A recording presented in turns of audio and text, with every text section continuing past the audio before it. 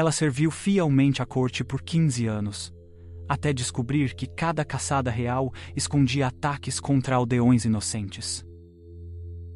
As primeiras luzes do amanhecer cortavam o céu como lâminas douradas, quando Clara subiu as escadas de pedra que levavam ao campanário real. Seus passos ecoavam no silêncio da madrugada, um ritmo familiar que a tranquilizava depois de tantos anos. Era falcoeira real há quase uma década, uma posição que trouxera dignidade à sua família humilde e comida à mesa de sua irmã viúva, Helena, que agora vivia em uma aldeia distante ensinando as crianças a ler. Os falcões a aguardavam em suas alcândoras de carvalho, magnificentes e orgulhosos. Tempestade, seu preferido, inclinou a cabeça majestosa quando ela se aproximou. Mas havia algo diferente naquela manhã. Uma pequenininha tira de pergaminho estava amarrada à pata de Relâmpago, o gerifalte branco do Lord Roderick. Clara franziu a testa. Os falcões de caça não carregavam mensagens. Essa era a função dos pombos-correio. Com dedos trêmulos, desamarrou o papel. As palavras estavam escritas em uma caligrafia apressada. Vila do Carvalho, Lua Nova, 12 famílias. Confirmar quando a caçada chegar à Floresta Norte. O pergaminho escorregou de suas mãos como uma folha morta. Vila do Carvalho ficava apenas a 3 léguas de onde Helena vivia com as crianças da escola. Que negócio sombrio era esse? Clara olhou ao redor do campanário vazio, o coração batendo como um tambor de guerra. Sabia que não deveria ter lido aquilo, mas agora as palavras queimavam em sua memória como ferro em brasa. Um ruído de botas nas escadas a fez congelar. Rapidamente, apanhou o pergaminho do chão e o amarrou novamente na pata de Relâmpago, as mãos tremendo. Lord Roderick surgiu no alto da escada, seus olhos glaciais varrendo o ambiente. Bom dia, Clara. Os pássaros estão prontos para a caçada de hoje? Sim, meu senhor, ela respondeu, forçando a voz a soar firme. Todos descansaram bem durante a noite. Ele se aproximou de Relâmpago e, com um movimento casual, desamarrou o pergaminho da pata da ave. Clara fingiu ajustar as correias de couro de Tempestade, mas observou pelo canto do olho quando ele dobrou o papel e o guardou no gibão. Excelente! Partiremos ao meio-dia para a Floresta Norte. Quero os melhores caçadores preparados. Seus olhos a estudaram por um momento longo demais. Você tem estado bem, Clara? Parece. Perturbada. Apenas cansada, meu senhor. A temporada de caça tem sido intensa. Ele assentiu lentamente, mas seu olhar permaneceu desconfiado. Cuide para que permaneça apenas cansada. Lealdade é a virtude mais preciosa em uma criada da coroa. Quando seus passos finalmente desapareceram escada abaixo, Clara se encostou na parede de pedra, as pernas fracas. O que significavam aquelas palavras? E por que sentia que o destino de sua irmã estava pendurado por um fio tão fino quanto uma teia de aranha? A Floresta Norte. A comitiva real cavalgava pela estrada empoeirada como um desfile de seda e aço. Clara seguia na retaguarda com os falcões encapuzados, cada ave empoleirada em sua luva de couro grosso.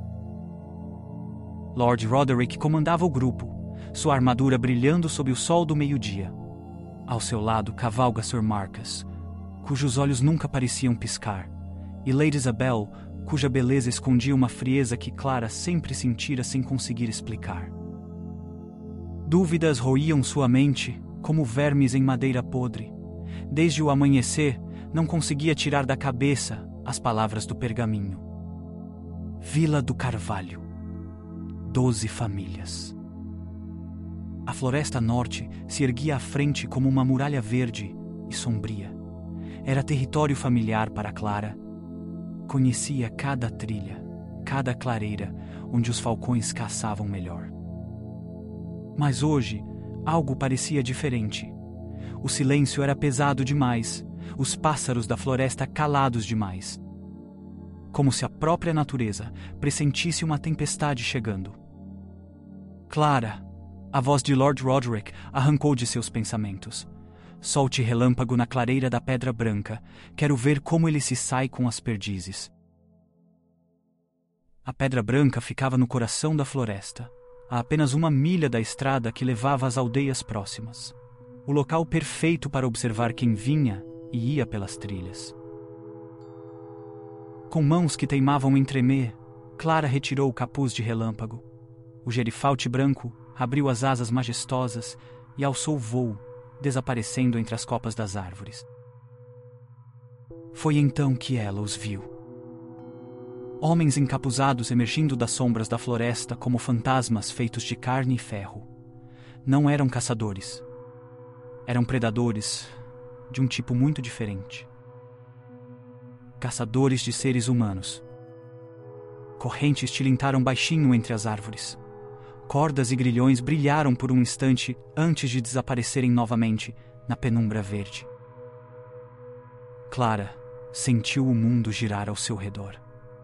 Os nobres continuavam conversando amenidades sobre a caça, alheios, ou fingindo estar alheios, ao horror que se desenrolava nas sombras próximas. Meu senhor, ela sussurrou, aproximando-se de Lord Roderick. Ouvi ruídos estranhos na floresta. Talvez devêssemos. Ruídos estranhos? Sir Marcus interrompeu, seus olhos pequenos fixos nela. Que tipo de ruídos, cara falcoeira? A forma como ele disse cara falcoeira fez o sangue de Clara gelar. Havia ameaça naquela cortesia falsa. Havia conhecimento. Provavelmente apenas. Já vales, meu senhor. Peço perdão por incomodar. Lady Isabel riu, um som cristalino e frio. Nossa Clara está nervosa hoje. Talvez a responsabilidade de cuidar dos falcões reais seja demais para uma camponesa. Mas foi o sorriso de Lord Roderick que mais a aterrorizou. Um sorriso que não chegava aos olhos, cheio de segredos sombrios e promessas não ditas.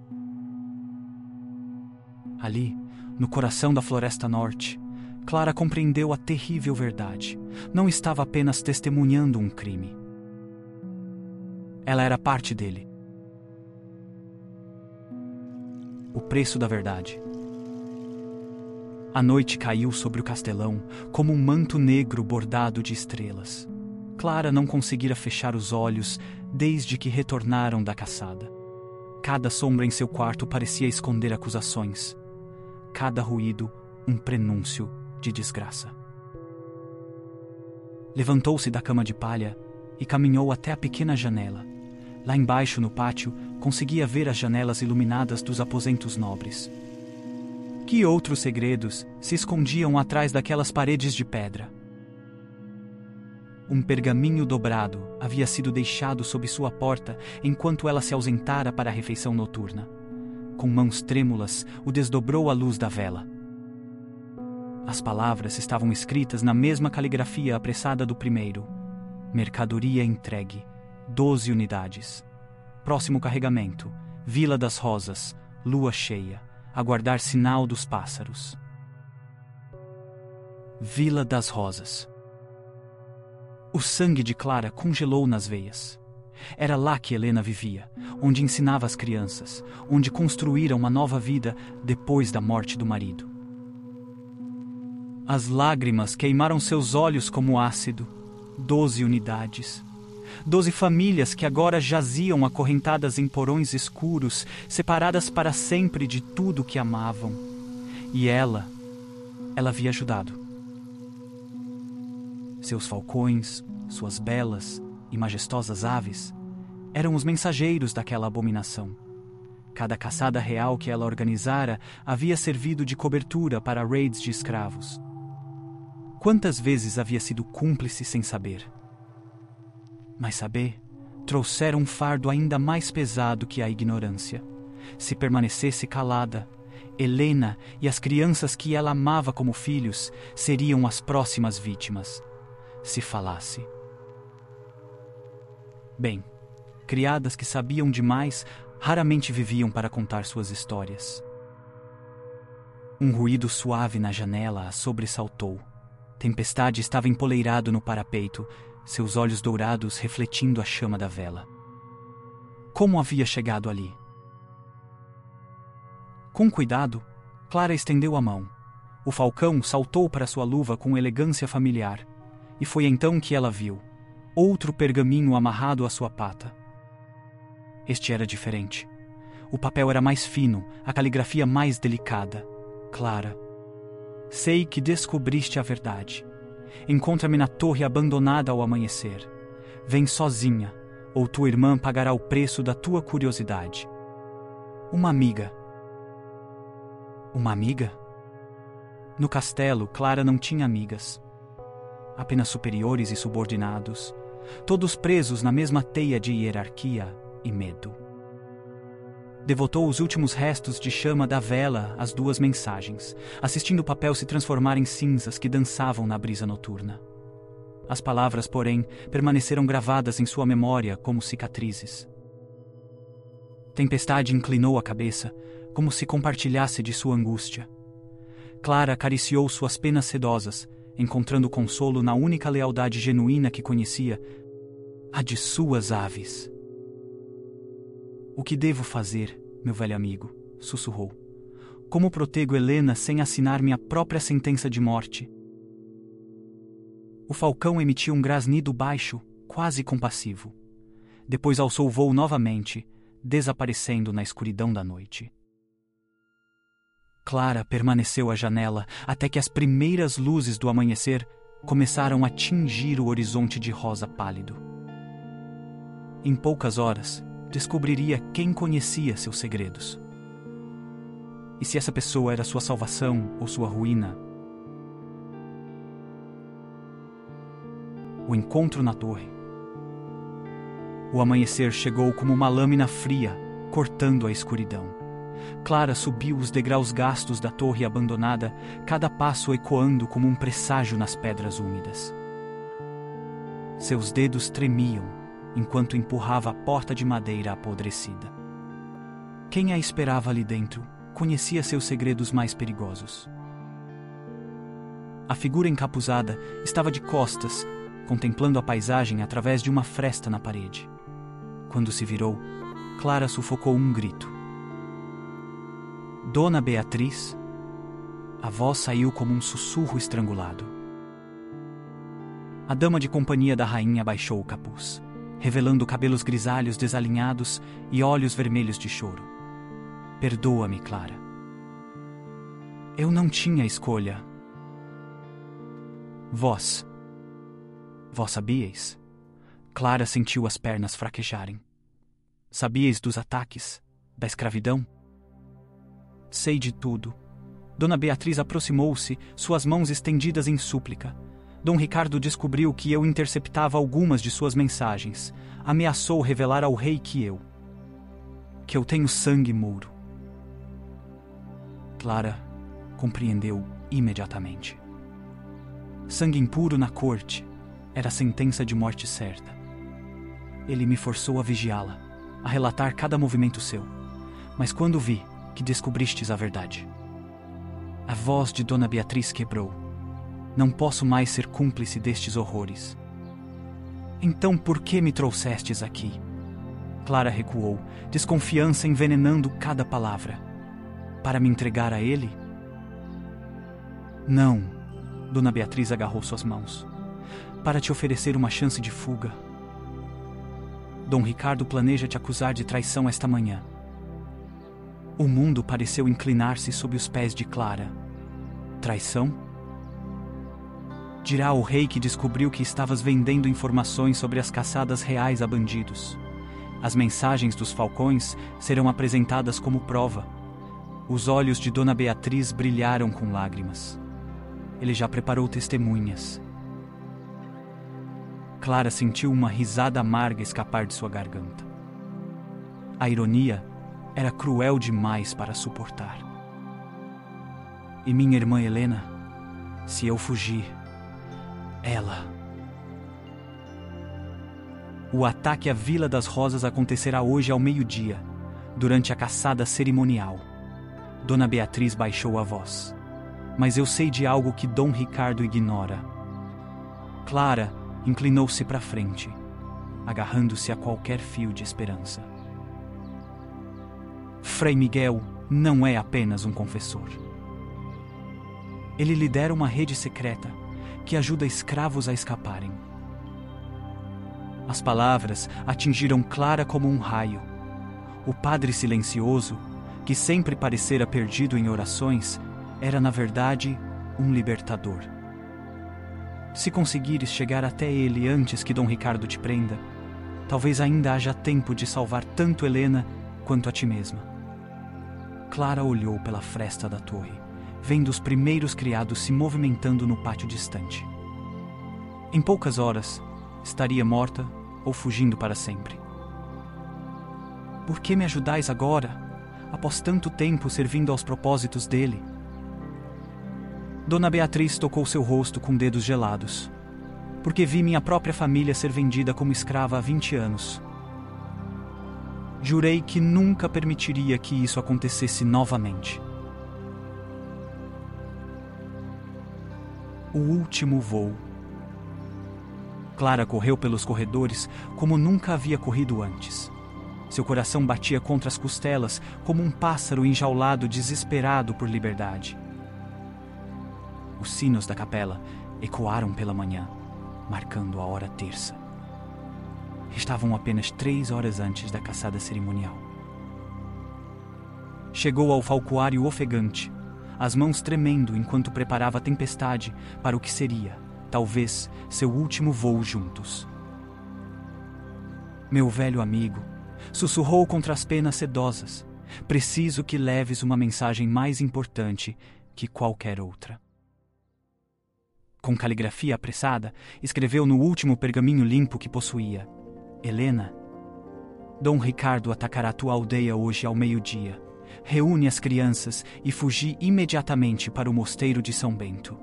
Perdoa-me por todos os males que causei sem saber, Clara. Tempestade inclinou a cabeça, como se compreendesse a gravidade do momento. Quando alçou voo, Clara sentiu uma parte de sua alma partir com ele. Não havia tempo para lágrimas. Deveria encontrar Frei Miguel antes que Dom Ricardo descobrisse sua ausência da torre. Mas ao virar-se, encontrou-o ali parado, encostado na moldura da porta como uma sombra sinistra. Onde pensavas ir, minha querida falcoeira? A voz de Dom Ricardo era doce como mel envenenado. Clara ergueu o queixo, encontrando coragem que não sabia possuir, longe de vós e de vossos crimes. Ele riu, um som gelado que fez eco entre as gaiolas vazias. Crimes, eu diria. Negócios lucrativos. Chamais escravidão de negócio? A voz dela tremeu de indignação contida. Chamo realidade, Clara. O mundo é dividido entre predadores e presas. Sempre foi assim. Dom Ricardo aproximou-se lentamente, como um felino acuando sua vítima. Ofereci-te a chance de ser predadora a meu lado. Rejeitaste minha generosidade. Generosidade? Clara recuou até suas costas tocarem a parede de pedra. Vós me usastes, mentistes, fizestes de mim cúmplice de atrocidades. E ainda assim te ofereci riquezas, proteção, um lugar de honra. Seus olhos escuros brilharam com algo perigoso. Mas preferistes a virtude inútil à sobrevivência inteligente. Clara pensou em Helena, nas crianças que ela ensinava, nas famílias já destruídas pelos falcões que ela própria havia treinado. A culpa era uma brasa ardendo em seu peito. Prefiro morrer com honra a viver com vossas mãos ensanguentadas. Dom Ricardo sorriu, mas não havia calor naquela expressão. Morrer? Oh, minha querida, a morte seria misericórdia demais. Ele fez um gesto, e 2 guardas apareceram na entrada do falcoário. Será julgada por traição ao meio-dia, justamente quando tua irmã receber. visitantes inesperados.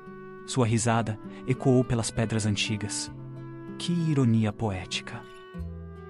Mas Clara não o estava mais ouvindo.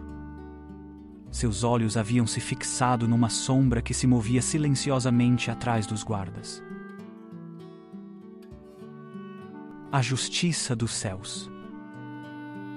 Frei Miguel emergiu das sombras como um espectro benevolente, seu cajado conectando com a nuca do primeiro guarda antes que qualquer som pudesse escapar.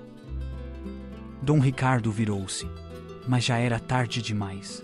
O segundo guarda desabou, atingido por uma pedra certeira arremessada por uma figura encapuzada na entrada. Dona Beatriz? Clara mal conseguia acreditar no que via. Não há tempo para explicações, murmurou Frei Miguel, sua voz habitualmente suave agora carregada de urgência. Devemos partir imediatamente. Dom Ricardo, ainda atordoado pela reviravolta súbita, tentou alcançar sua espada. Clara foi mais rápida. A lâmina que ela pressionou contra sua garganta era pequena. Um punhal de caça usado para preparar as presas dos falcões. Mas sua determinação era absoluta. Um movimento e sereis vós quem conhecerá a misericórdia da morte, ela sussurrou, surpreendendo-se com a frieza em sua própria voz. Clara, Frei Miguel, tocou seu braço gentilmente. Não te tornes aquilo que combates. Por um momento que pareceu eterno, ela hesitou. Seria tão fácil acabar com tudo ali, silenciar para sempre o homem que destruíra tantas vidas. Mas Helena não a criara para ser assassina. Com relutância, baixou o punhal. Amarrai-o, ordenou a Dona Beatriz, que já segurava cordas. Quando acordar, estará numa cela, não numa sala de comando. Enquanto o imobilizavam, Clara correu até as gaiolas de seus falcões restantes, abriu todas as portas, libertando as aves que haviam sido instrumentos involuntários de tanto sofrimento. Voai livres, sussurrou, observando-as alçar em voo, em direção ao céu matinal. Nunca mais carregareis mensagens de dor. Frei Miguel havia se aproximado dela. Tua irmã está segura. Tempestade chegou a tempo. Ela e as crianças já estão a caminho do mosteiro. As lágrimas que Clara havia reprimido por dias finalmente jorraram, misturando alívio e dor em torrentes salgadas. Helena estava viva. As crianças estavam salvas. E agora? Perguntou Dona Beatriz, ajustando melhor as cordas que prendiam Dom Ricardo inconsciente. Agora, respondeu Frei Miguel com um sorriso que transformou seu rosto severo, finalmente podemos expor a verdade ao rei. Clara fitou o homem que havia amado, agora reduzido a um monte de músculos e ambição amarrados no chão. Como havia sido tão cega? Não foi cegueira, disse Frei Miguel, como se lesse seus pensamentos. Foi confiança, e a confiança, mesmo quando mal colocada, não é pecado.